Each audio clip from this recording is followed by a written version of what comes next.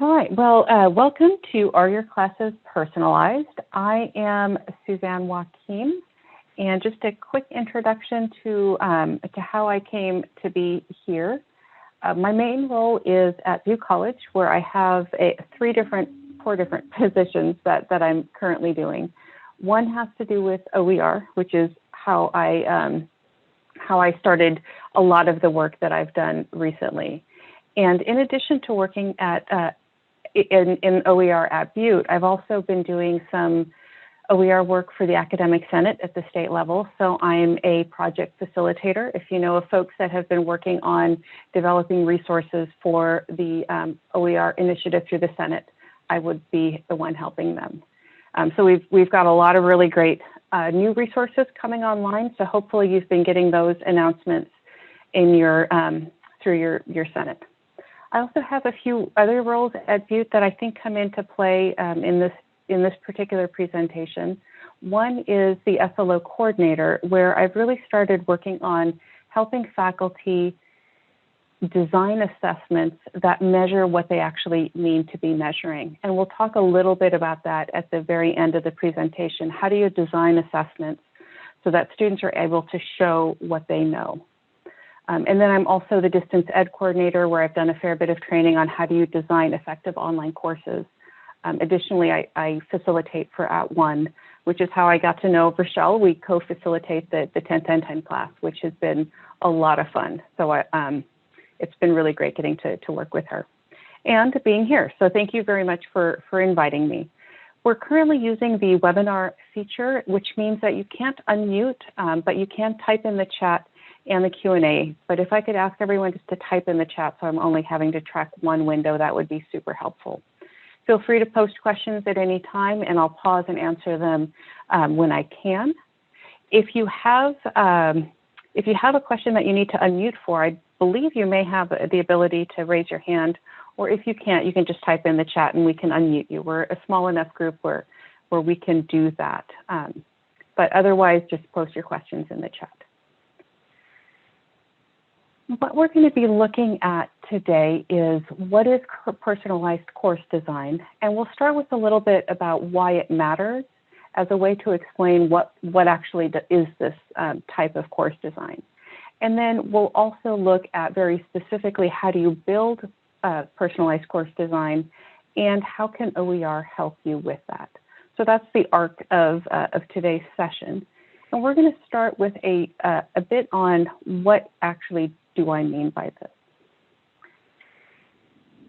The best way to explain what personalized course design is actually with a story from The End of Average, which is a book written by Todd Rose. So if you've never checked it out, it's a fairly small book. It's a great read. It doesn't take too long, but it has some really interesting stories about how we've designed current education systems aimed at the average student. And what does that mean and what are the outcomes?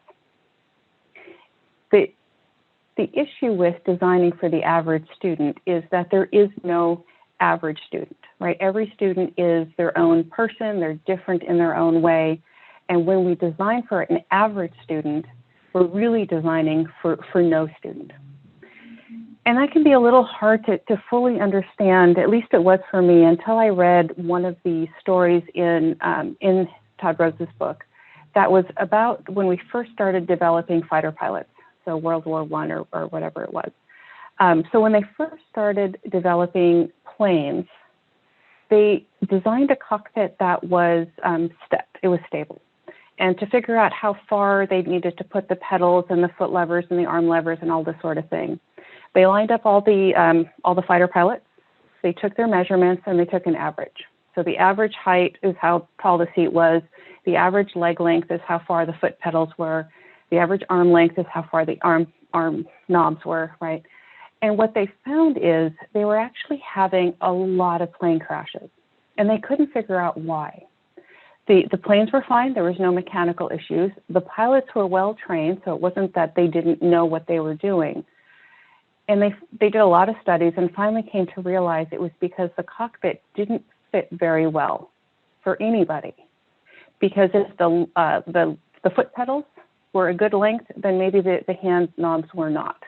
or, you know, everybody was different. So if you took the average of every measurement, it ended up not working for any of the pilots and was causing them to make a lot of errors and causing the planes to crash. Out of that study is how we got the adjustability of our cars. So that's what this image is showing here, is a person in a car adjusting the mirror. All of that adjustability in our cars came out of that study. And this, I think, is the framework to use when you think about designing your classes. It's about those little adjustments that students need to make to help them learn the content and help them demonstrate what they know. And like I said, we'll talk about the details of how you do this in a bit, but I want to spend some time talking about the conceptual framework so that the details make more sense.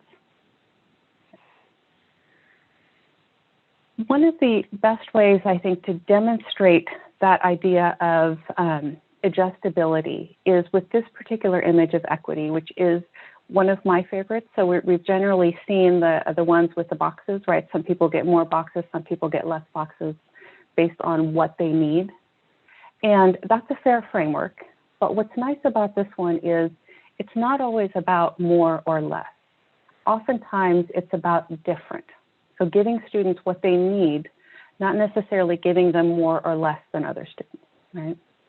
And so what you're seeing here is equality, right, is the same bicycle for everybody. And for some people that works, for some it's just too small of a bike. For others, this person in the wheelchair, they can't use that bike at all because it has the foot pedals. Equity is giving students the bike that they need, right? So this particular bike here has the hand pedals so that the individual in the wheelchair can use it. There's taller bikes for the taller people, shorter bikes for the shorter people, and so on. So this is, again, the framework that I want you to be thinking about as we talk about some of the details. All right, so let's get into the how. And the how of personalizing courses comes from the framework of universal design for learning. So I want to start by saying there's this complex diagram on the screen that you probably cannot read, and I'm not expecting you to read it. This is mostly a placeholder to remind me to talk about CAST.org, which is the main organization that has developed some just amazing resources for universal design for learning. And what they've developed here is a table that looks at different components of universal design and really breaks them down into smaller sections, and it gives examples and research evidence. And so every one of these lines is a clickable link that takes you to a whole slew of resources. So this is a rabbit hole that you can go down for many, many days, and it's a really great thing to check out, some wonderful information.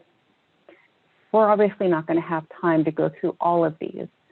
So what we're going to do in this session is simplify by only looking at the column headers, right, which are these here. So universal design for learning comes down to essentially three major frameworks. The first one up here is providing multiple means of representation. This talks about giving learners the option of how they learn the content, giving them different mechanisms for acquiring information. The next one here is provide multiple means of action and expression. And this talks about giving learners options in how they demonstrate what they know. And we'll talk about specific examples of these in a minute. And then the last one is multiple means of engagement. And this talks about tapping into learners' interests in different ways because there's different things that motivate and challenge us. And so finding the options that students have for finding their own way into the content, right? Because when you're learning a new concept, you really want students to find a way that is interesting to them to learn this information. And those sorts of applications that are interesting are not the same for all students. So kind of allowing them to find their own doorway in. So all of these are about giving students the options of how they learn and how they demonstrate their knowledge. When I present this, oftentimes I get people very concerned about giving students this many options because it sounds like it's just a free-for-all. Do whatever you want, have fun. And that's really not what we're talking about. So I want to be really clear about what is and is not an option for students. And what's not an option is the content and the rigor. We're not talking about making the classes easier. In fact, what I'll show you at the very end is if you give students options in how they demonstrate their knowledge, you can actually increase the rigor of the course because you're removing some of the mental load, cognitive load that students were using for framework of presentation and shifted that mental ability to content. So we'll talk about that. Point being right now is we're not talking about reducing rigor, and we're not talking about changing the content. So students don't get to choose what they learn, just how they learn it. And that's an important distinction because we have the SLOs for our courses, and we're not talking about changing those, all right? So what's constant is the content and the rigor. The choice of students get is how they learn the content and what the assignment details are for them. All right, so let's delve into some details. We're going to start with the multiple means of representation, which again is that it's all about learners differ in the ways that they perceive and comprehend information that is presented to them. Right? For example, if you have a student that's blind, right, think about how they perceive information is very different than other students, right? But this also comes down to things like our cultural background, right? That informs how we perceive new information, or our experiences with the content in the past, right? So if I've had a lot of science classes, then I may have a very different perception of new scientific information than someone who has not. And I think I forgot to mention, I also teach biology. I listed all my other roles, and I realized I didn't mention the most important one, which is that I'm a biology instructor. And so all of the examples that we're going to look at is science related, just because that's the background that I have, but they can really all be applied to any discipline. So just letting you know that. But what we're talking about here is that individuals differ in how they perceive information. So let's delve into a detail. As I mentioned, I teach biology, and so this is one of the sections from our textbook, and you know, it's a great textbook. It talks about all sorts of great stuff. This particular unit is about DNA replication. Don't worry, you don't need to know about the topic specifically, but what I want to get at here is text-based information is helpful for some, but not helpful for others, or less helpful. It's more and less helpful. And as you're reading this, I want you to think about what students may have a difficult time absorbing information in this format. So I will tell you it's a good textbook. They explain it very well. There's no inaccuracies. But if I only gave students this type of information in text, who would not find this a great way to learn? And you can go ahead and type it in the chat. Make sure to send it to all panelists and attendees.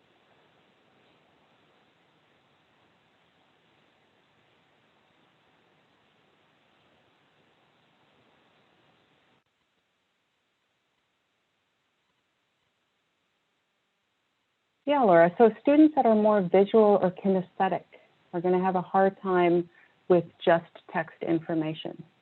Visually impaired students, exactly right. Auditory, right, so those that prefer to hear content. Who else?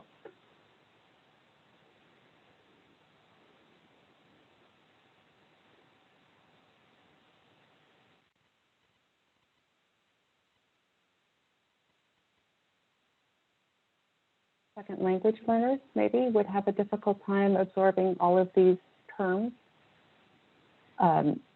Really any student, I mean, biology is full of really complex terms, as are most of our disciplines, right? We all have pretty complex terms that we tend to use, and that can be challenging for a lot of students. And it's not engaging, right? Also everybody, because it's kind of boring to just look at text, right? Even if the text was easy to understand on its own. And Bettina, absolutely. Students that have dyslexia or other learning disabilities can have a really hard time with just text-based information. And absolutely, the parentheses are so confusing. And actually, it's interesting because those help me. I like to take words apart, right? And so I find them helpful, but most of my students, that's just a lot for them. And so even if we're just looking at text information, there's going to be variability in how the text is written makes it more or less helpful for students. Yeah, and it's interesting. When we start adding more content to help students understand, sometimes we get that tipping point if it's too much and it becomes confusing. So yeah, totally agree with you there. Okay. Fortunately, most of our textbooks also have images, right? And this is the image that is next to that paragraph, and that can be more engaging because now we have text and pictures. And for a long time, I will just back to my own journey as a learner. The text was always a little hard for me to understand. I didn't process information that well, but the images were always super helpful. And so I learned pretty early on that if I ignore the text more or less and focus just on the pictures, I do a lot better in learning the content. And when I first started teaching, I made the assumption that everybody was like this. And so I would tell my students, don't read the chapter, just look at the pictures. All right, so don't judge. Like I said, this was when I first started teaching.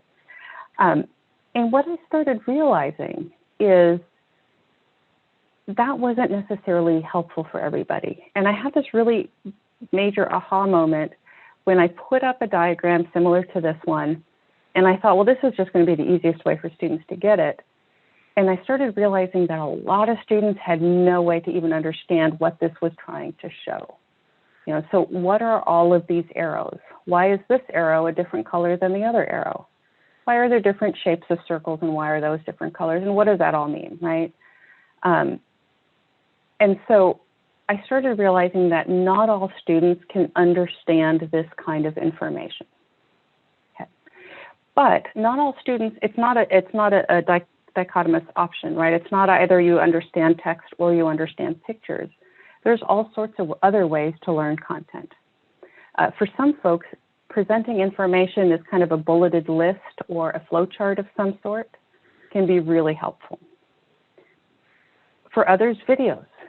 And this is actually one of the reasons I love to teach online is there are so many wonderful videos out there.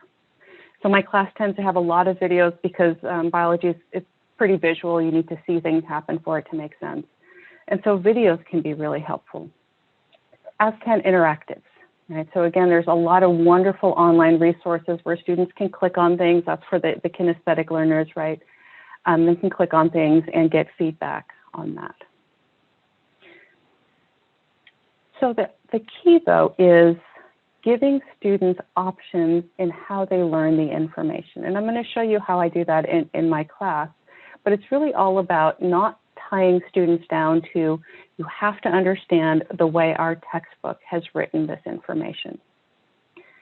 Some added benefits to giving students these options is that, well, the concept of multiple modalities. And what multiple modalities framework tells us is the more different ways that you interact with the information, the easier it is for your brain to make connections, right? So reading it and watching a video is better than either is alone.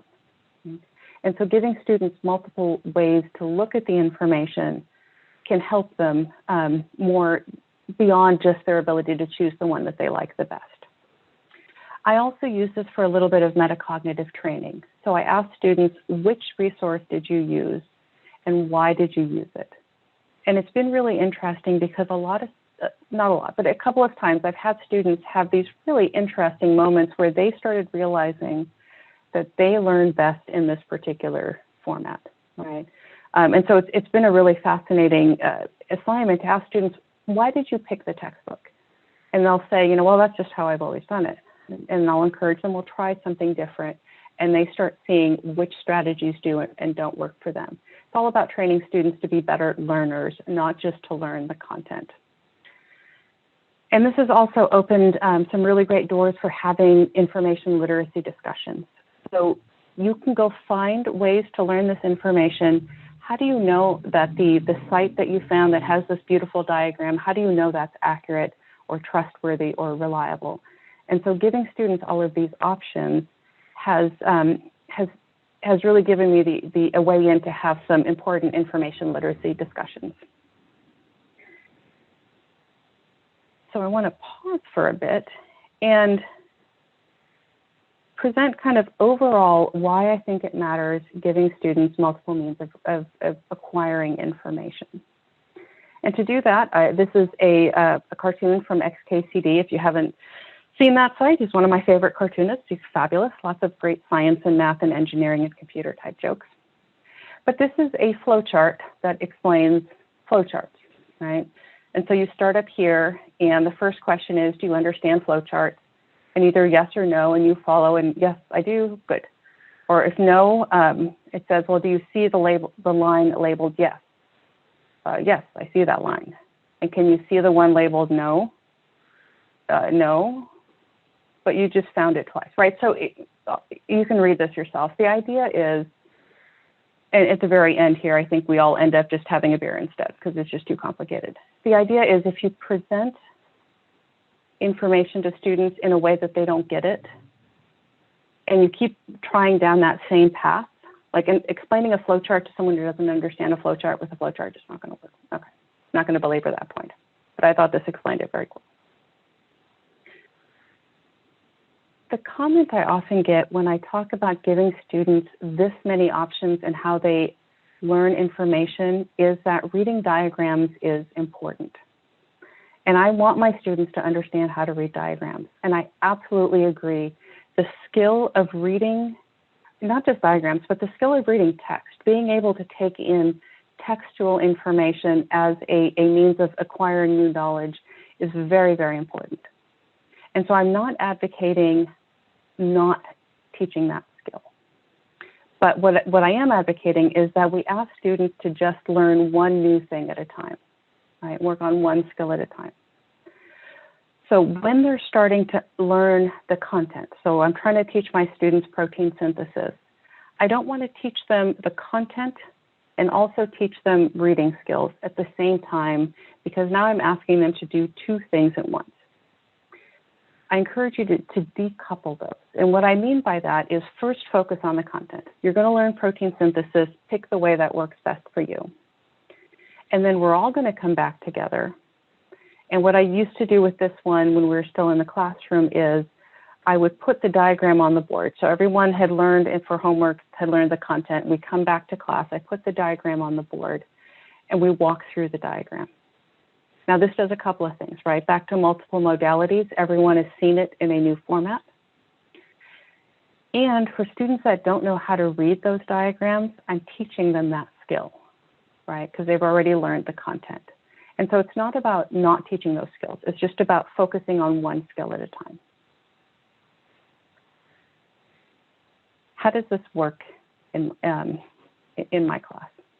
So what you see here are 2 pages in my Canvas shell.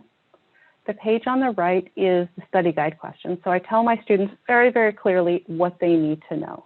And this is important because if you're going to give them a lot of options and you can read the book, watch a video, whatever it might be, there's just too much information there. And so you have to narrow it down and say, but you're only going to focus on this particular piece of information. And so if you look at the study guide, it's very detailed. Here's the terms you need to know. Here's the process. Here's the terms for the process. Because what I want to do, back to the information literacy, is teach students where do you find answers. It's not about what does chapter 3 teach me. It's about here's a scientific concept. How do I find the answer to this question? Right? So again, it's about information literacy. So I give my students on the next page in Canvas is a list of a bunch of resources. So here's some textbook links, here's some interactives and videos, and here's some YouTube stuff, and this goes on for quite some time. And they can pick any of these. Now I have vetted them, but what I tell my students is you find the resource that works best for you. So up here is some Khan Academy resources that some students love, and it covers the content, so that works. There's some YouTube folks that have videos that are great if you've ever seen the crash course videos. Some students love those. Others find the 2 brothers that make those a little too hyper, which they are a little bit. And so for some, it doesn't work. And so what I'm telling my students is you can use whatever resource as long as you can answer these questions. And as far as my evaluations go, students so appreciate the ability to find resources that work for them. The one comment I got very early on was a few students would say, but I don't know which resource to go to. And they really wanted the one resource. Like they didn't want the extra cognitive load of going through all of these. And that seemed fair. And so what I have at the very top, and I explain this in my orientation, is the first link, that's your textbook. That has all of the answers. You don't need to go to anything but the first link. But if that first link isn't giving you the information in a way that makes sense, now go to the next link and then the next link, right? And these are sorted by the ones I think is most helpful. And so I tell them, just keep going down the line until you feel comfortable with the information. The reason this works so well is because the first link is a customized textbook, which means that I have taken a book and removed all of the stuff I don't teach, added those extra tidbits that I find so interesting. And it's organized in the same order as my class. Chapter 1 is week 1, chapter 2 is week 2, and so on. And so that first link literally has everything they need, and I know it does because I put it there.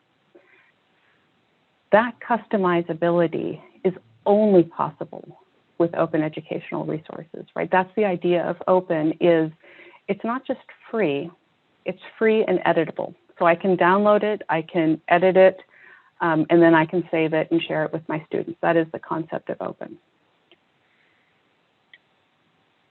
And so customizing your content is really, really helpful to remove some of that cognitive load, right? So I treat the textbook as kind of the baseline, what you need to know, and these other resources are ways to help you get there.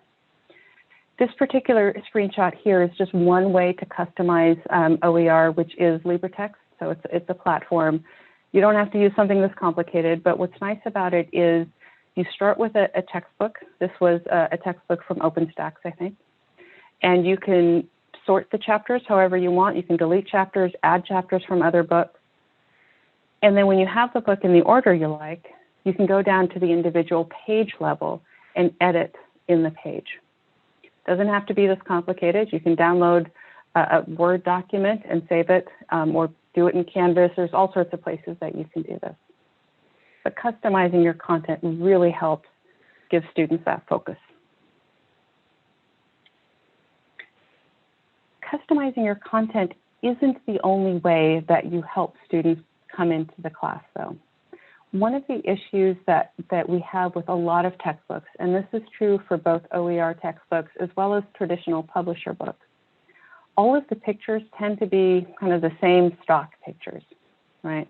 So if I go back to the previous screen, this is a chapter that talks, I think, about some wedding for some reason, which is his own assumption, because I think this is looking at the human life cycle, and so starting with a wedding makes all sorts of assumptions on their own.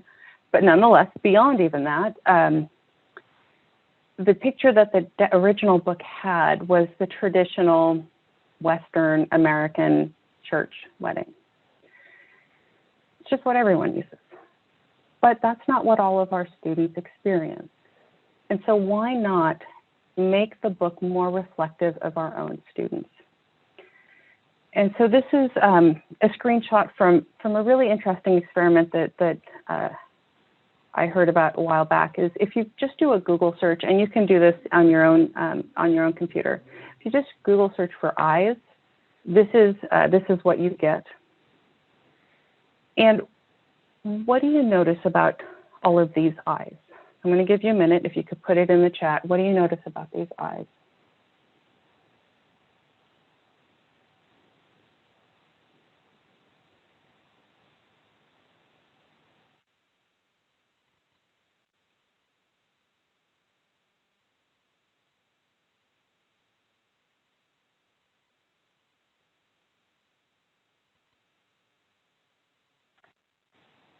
Yeah, white skin and blue eyes is kind of across the board, right?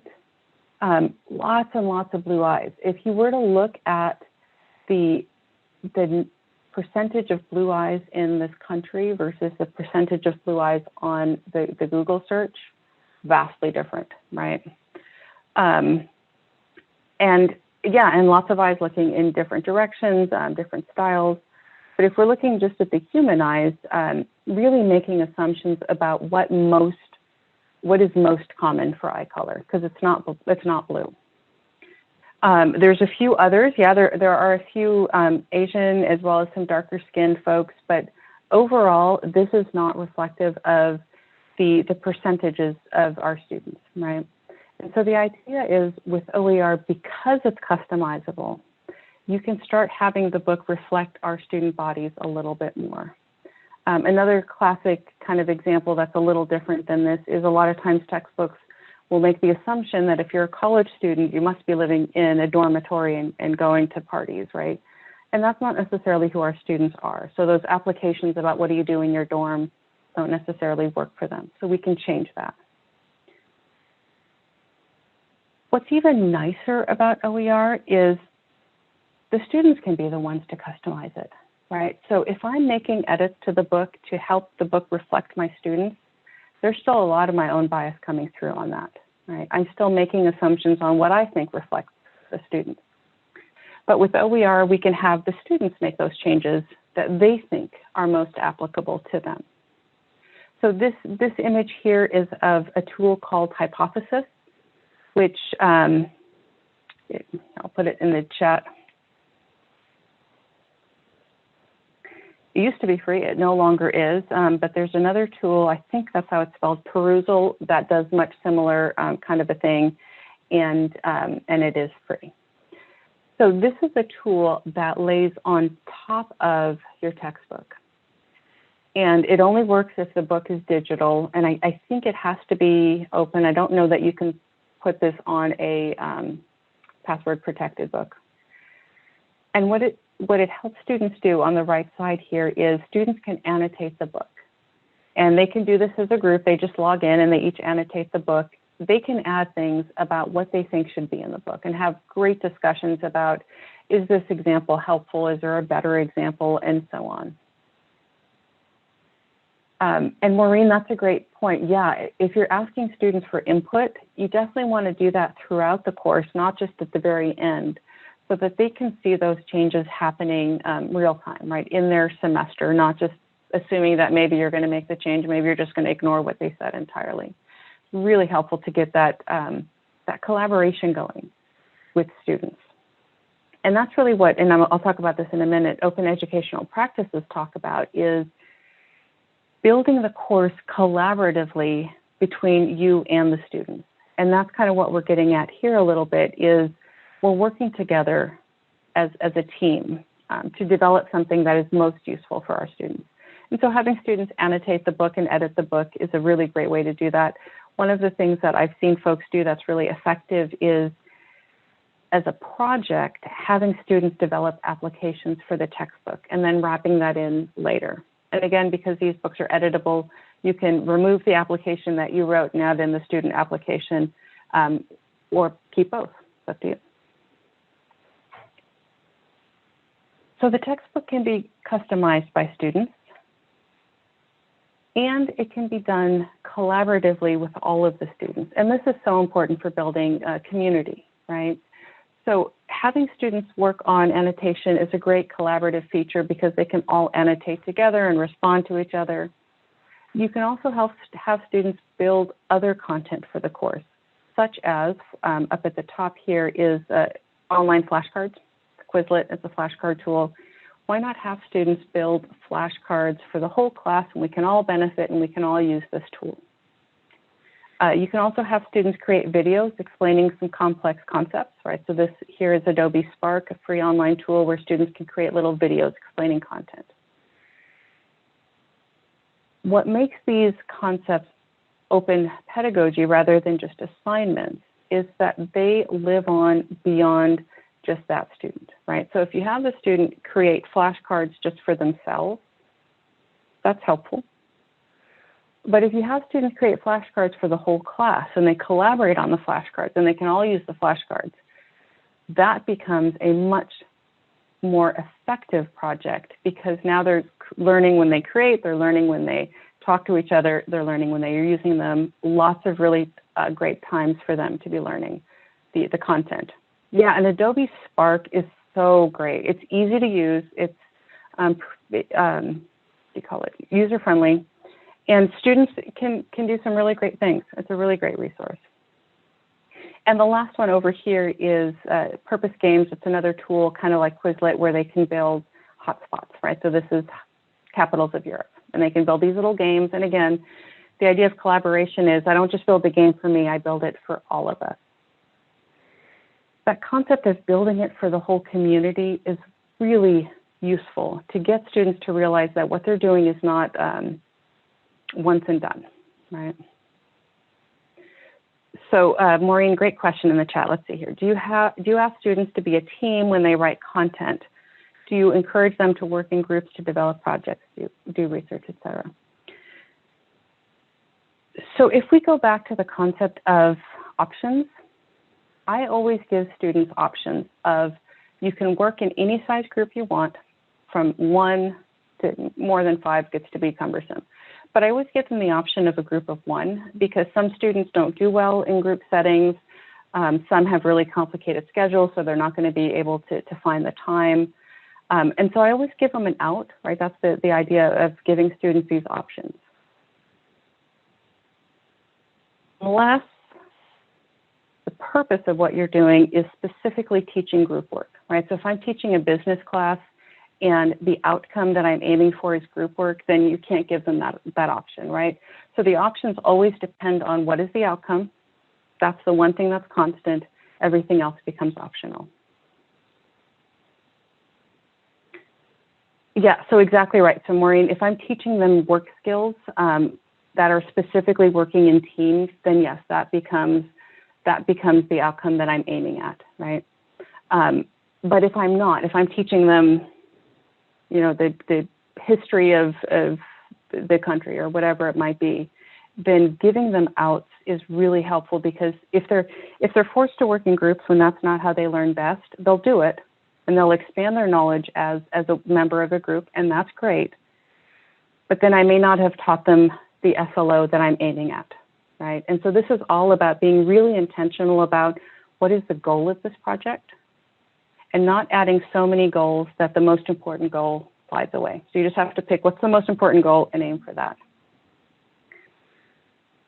Excellent. And also I should mention, a lot of these have students, I encourage students to post their content online to share with everybody, but that's another option. I always give students an out if they don't want to post their content online because that makes them uncomfortable for whatever reason. There's always options. Okay. Questions on that? Like we've covered a lot of ground, and I want to make sure to pause and see if folks have questions. You can type them in the chat, or if you want to raise your hand, I can unmute you.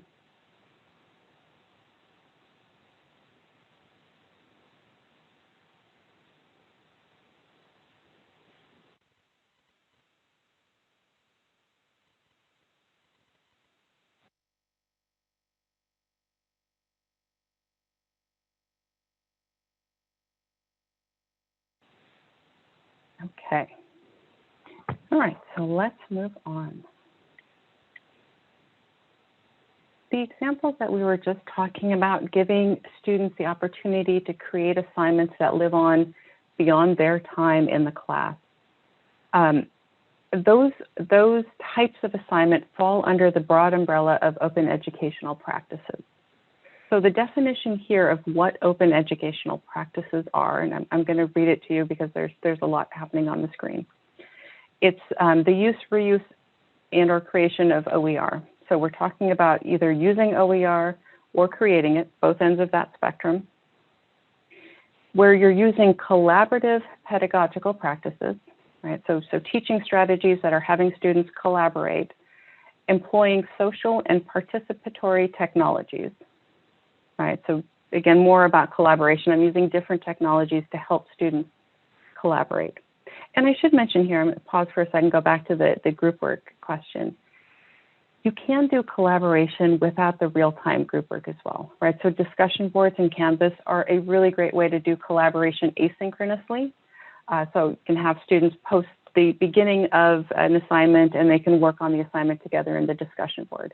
So there's ways to use technology to help the collaborations happen.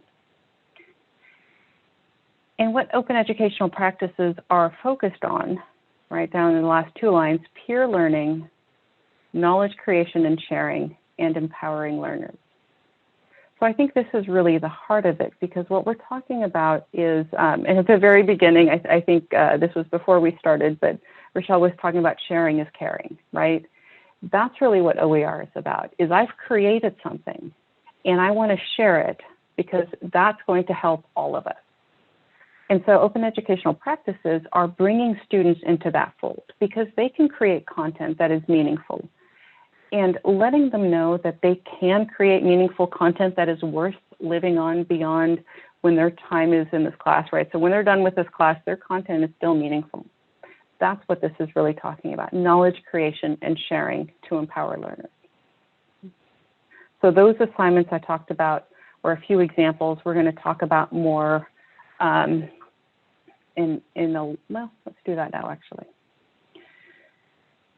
The other way to look at open educational practices is through the framework of what folks call disposable versus renewable assignments.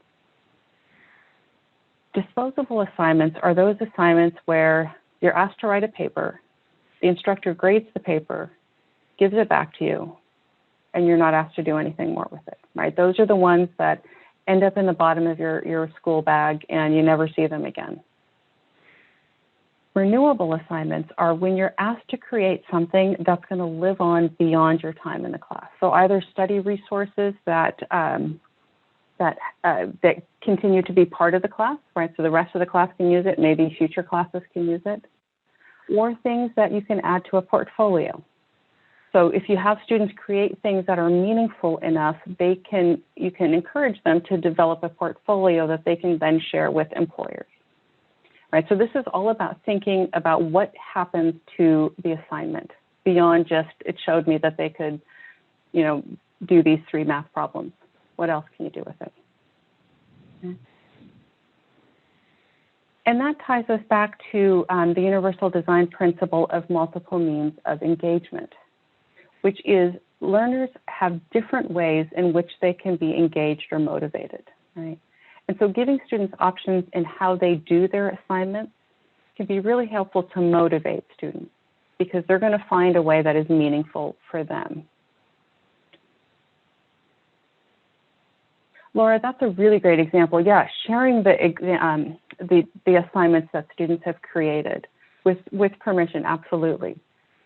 And it's interesting, asking them for that permission is so meaningful for students, right? When I have a great assignment, I'll reach out to a student and say, you did this really wonderful thing. How do you feel about sharing it? And they're always so honored and happy to be asked. And it's so empowering, right? Because a lot of our students came to us feeling like they don't belong in college, right? And I know a lot of it, imposter syndrome is a real thing, and I think it's pretty common. And so giving students that indication that, yeah, they belong here and they've created something that's worth other people looking at it's so empowering for them. And so Maureen, great sharing does occur in discussion boards. Yes, it does. It's good to have at least one discussion topic per week. Students need to do research and then bring that information to peers in the discussion. Then in their responses, classmates post some new and they get new and interesting perspectives. Absolutely. The discussion board feature is it's such a wonderful way when we're remote to build that collaboration. And what's been real interesting is folks that have not taught online before realizing that the discussion board brings out students that never spoke in class, right? Those students that want a little bit more time to process the information, that think a little bit more slowly, more holistically. The discussion board feature is really great. Absolutely. Okay. So let's move on to the third part of universal design for learning. So this is multiple means of action and expression. Learners differ in the ways that they can navigate a learning environment and express what they know. So this is all about giving students an option in how they demonstrate their knowledge. Okay. This is where I tend to have folks have to think about this one, because what we're talking about is giving students an option in how they do their assignment. And again, I want to reiterate, what we're not talking about is giving students an option in what they learn. Our SLOs are what they are, and that's what students have signed up to learn, and we don't change that. So the destination stays the same, but we let them pick their path, right? So if you remember the image early on of I had of the map, right? So we're still all going to the same destination, but if you want to pick a path that's most text-based or a path that's more video-based, whatever path you need to get to the destination, that's fine. Same thing for giving them assignments. Whichever type of assignment you want to do to demonstrate your knowledge, you can have that choice. It's a little different because in the past, we've always asked students to demonstrate knowledge in the same way, right? So the Scantron test. Everybody in the class took the Scantron test, and that's how I was assessing what they knew. Or everybody wrote an essay, and that's how we assessed what they knew. What Universal Design for Learning talks about is the focus should be on what students know rather than how they demonstrate it. So with the essay, if I'm teaching an English class and the skill that I'm teaching is writing an essay is the only option, right? Because that is the skill. But I'm not going to tell them what essay content, right? So I'm not going to say you have to write an essay about the inner workings of a computer, because that's how I want to measure your essay skills. English instructors tend to give them some options. You can write an essay about these different things. You pick the one that you like. We don't tend to do that in other disciplines, and this is saying that we rather should, right? So if what I'm asking my students to understand is content, I don't also want to require a certain format of demonstrating knowledge. So let me give you a quick example. And again, this is out of my class, and so it's biology, but it applies to everything, I think, most things. One of the early modules asked students to learn all of the chemicals of life. So basically what this is asking is, do you know what all of these things are and how they're grouped? So two things you're learning: definitions of terms and groupings. Okay. When I tested this using a multiple choice test, this was one of my questions, and it was a great question. This actually takes students to a fairly high level in Bloom's taxonomy because they're asked to synthesize the information, right? It's looking at which relationship between these terms is different. So they need to know what all the terms are, and they need to know how they relate to each other. It was a really good question. The problem is that I would have a lot of students come up to me and ask me, I could tell that they didn't understand what the question was asking. I remember very vividly one student came up to me and said, "Why are you dividing these terms?" And I thought, dividing the terms, like what? So he's just reading this as a division symbol. And if you don't understand the format of this question, you're not going to be able to answer the question. And so of course he got it wrong because the question was nonsense to him. But I don't know if he got it wrong because he didn't understand what the question was asking, or if he got it wrong because he didn't understand the content. And those are very, very different things, right? And what I started realizing, and I've stopped using tests entirely, because what I started realizing is I was assessing essentially if students had SAT prep classes, right? Those of us that had SAT prep classes, y'all remember these, right? You were taught how to approach these questions. You know that, okay, if we're looking at differences, and this is a comparative, and I need to come up with a sentence that explains this is to this, this is to this, right? We learn those skills. And in fact, I used to teach those skills. I remember I used to do workshops for the college where we specifically talked about how do you do tests? How do you approach a multiple choice test? It's a skill. And what I ended up testing here is two things at once. Do you understand biology, and do you know the tricks and tips for taking multiple choice tests? And so as a data purist, right? This is where my SLO coordinator background comes in. As a data purist, that gives me dirty data. Because if my students are getting a certain grade, I don't know if it's because they don't know my content or because they don't know how to do multiple choice testing. And that's the problem, right? So what I do instead, what I do now, is I give students options on how they do the assignments. And I basically tell them, this is what I'm assessing. So I have a very clear rubric. The rubric says, you need to know what these terms are, define the terms correctly, and group them correctly. And then I tell them you can do that however you want. So some students do kind of a table, right? So this is a table where the large grouping is up here with the definition. The things that are underneath it are grouped there, and they have the definitions. Some do more of a table like this, showing the definition, the grouping. But notice this does not show definitions. So this student also did flashcards, right? Some students prefer paper flashcards to the online flashcard tool. Great. Some do these really complex mind maps. Some do all sorts of other things. I've had children's books. I've had all sorts of really interesting videos and all sorts of great stuff. The key, though, is I tell my students, you pick how you show me what you know, because I'm focused on what you know.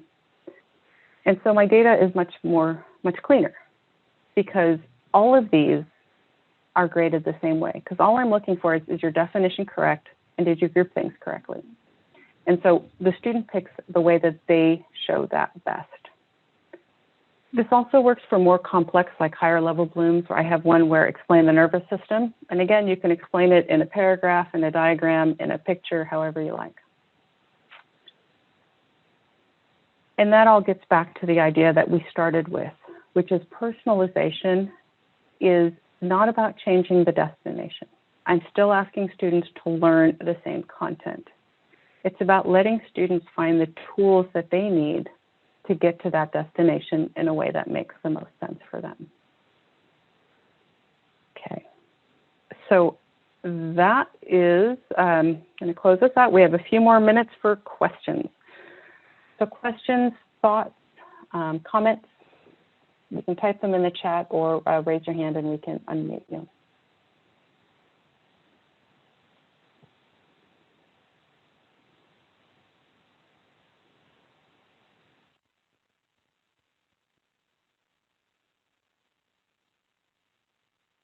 Yeah, let me put the name of the book in the chat. It's The End of Average.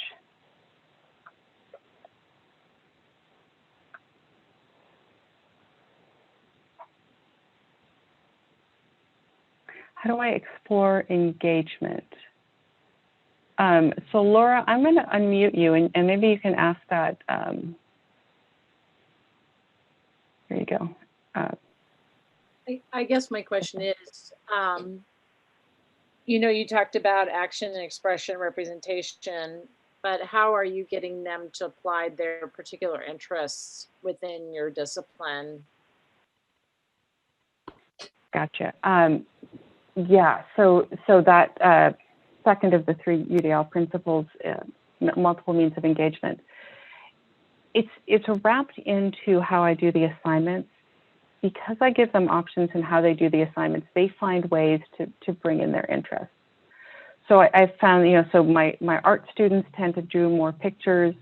I have some students that I teach human biology, and they'll oftentimes get their family involved, right? So for the bones, they'll get their kid and they'll point to the bones on their kid, and it's a great way to get their family involved.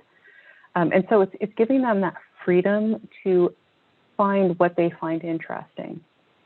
I also have in each unit an opportunity for them in the discussion board, and Maureen, I think you were mentioning something very similar, where they look up scientific questions that they have, and they do research and they share the information, and other students help them research it. And so there's times where they have complete free reign to ask the questions that they've wanted to ask, and as part of the class assignment, look at the answers and also learn about information literacy.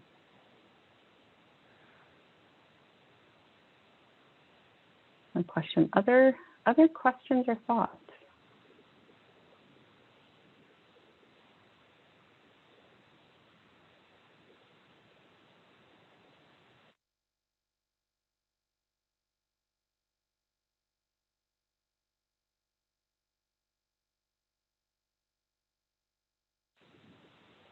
Okay, well, I am happy to hang out and chat. Otherwise, thank you for attending. I hope this was helpful.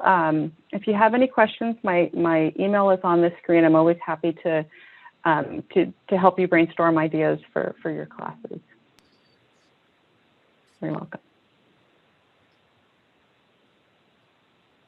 Thank you, Suzanne. This was terrific as always.